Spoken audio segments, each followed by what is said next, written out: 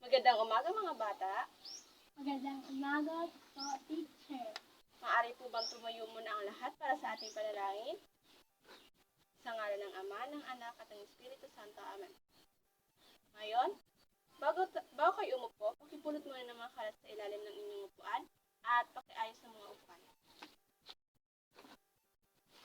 Okay? May nagliban po ba sa klase natin ngayon? Wala po. Magaling. So, ngayon, bago natin simulan ang ating bagong aralin, balikan muna natin ang ating tinalakay noong nakaraan. Tungkol saan ang ating tinalakay? Tungkol sa tamang nutrisyon. Magaling.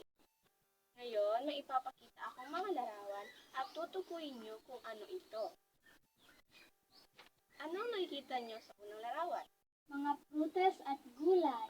Magaling. Ano? Sa tingin niyo, masustansya ba ito? Opo. Okay. Sunod, ano naman ito? Mga chichirya, junk food. Okay, very good, mga junk foods. Sa tingin niyo ba, masustansya ba ang junk foods? Hindi. Okay, very good. Ngayon, base sa mga nakita niyong larawan, tungkol saan ang tatalakayin natin ngayon? Tungkol sa masustansyang pagkain at di masustansyang pagkain. Very good.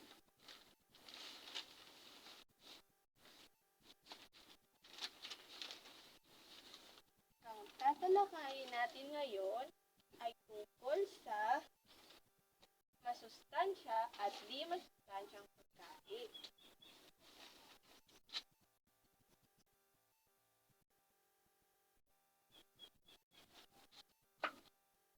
Masustansyang pagkain. Maaari po bang basahin?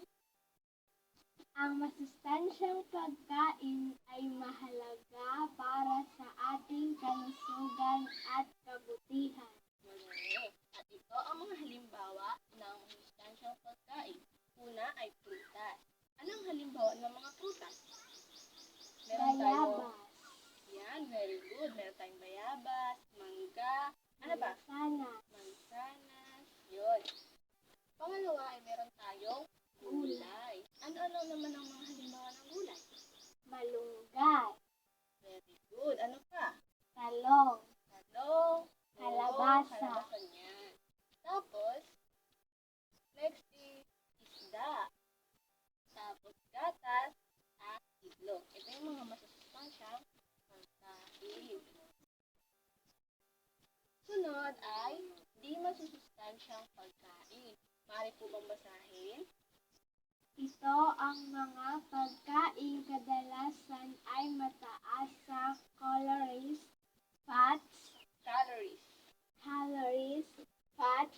sugar, at sodium. Ngunit mababa sa mahahalagang nutrients tulad ng vitamins, mineral, at fiber. Ito naman ang mga halimbawa ng di masustansyang pagkain.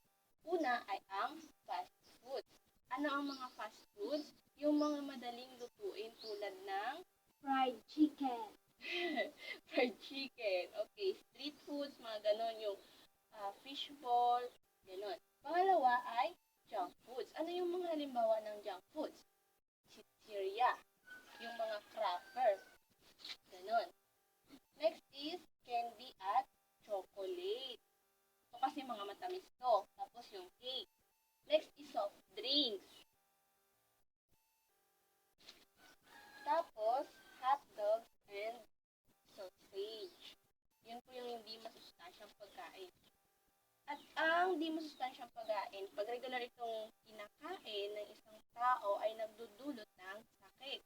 Tulad ng hypertension at cancer. Okay?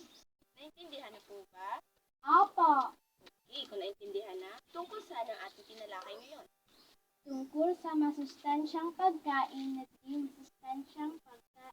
Magaling. So, ano ang mga halimbawa ng di masustansyang pagkain? Fast food, junk Okay, food, very good. Ano pa? cake, candy at chocolate, Okay, so ano naman ang halimbawa ng mga masustansyang pagkain?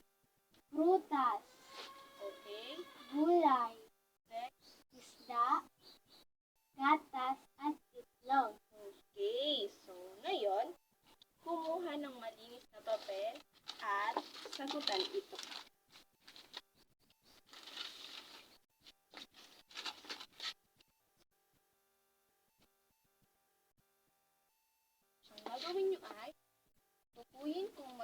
masustansya o di masustansyang pagkain ang mga sumusunod.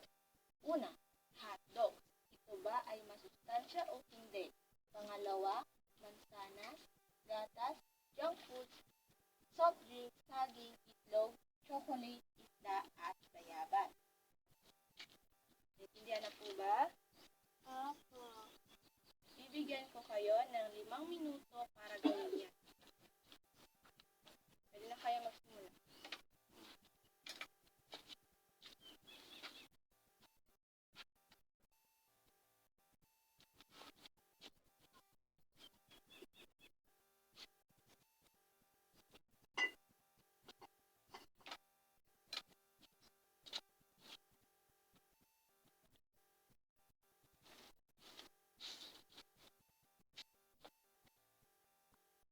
Tapos na po ba mga bata? Opo. Okay, so pakipasa na ng inyong mga papel.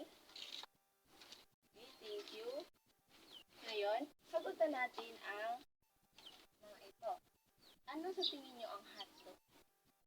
Masustansya o di masustansyang pagkain? Di masustansyang pagkain. Okay, very good. Number 2, ang mansanas. Masustansya. Gatas, Masustansya. junk foods, Hindi masustansya. soft drink, Hindi masustansya. saging, Masustansya. itlog, Masustansya. chocolate, Hindi masustansya. isda, Masustansya. bayabas. Masustansyang pagkain. Magaling. Ngayon, kumuha naman ng malinis na papel at sagutan ito.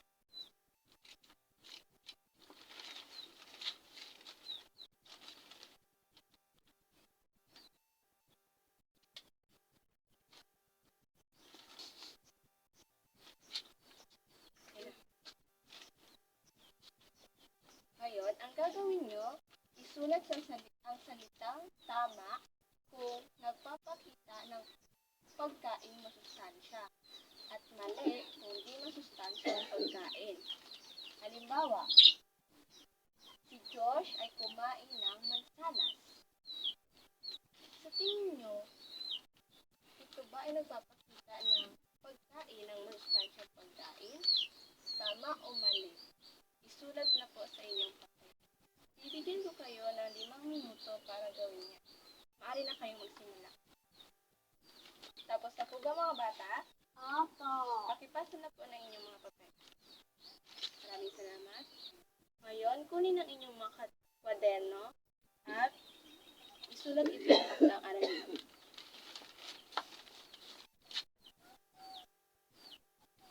Para sa inyong takdang aralin, gumuhit ng tig-tatlong halimbawa ng masustansyang pagkain at di masustansyang pagkain. Naintindihan po ba? Opo. Ipapasa nyo yan next meeting.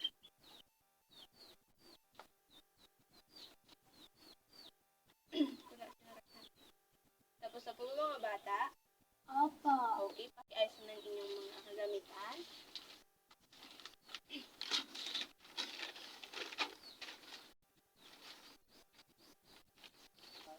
Maraming salamat sa inyong pakikinig. Sana ay may natutunan kayo ngayong araw.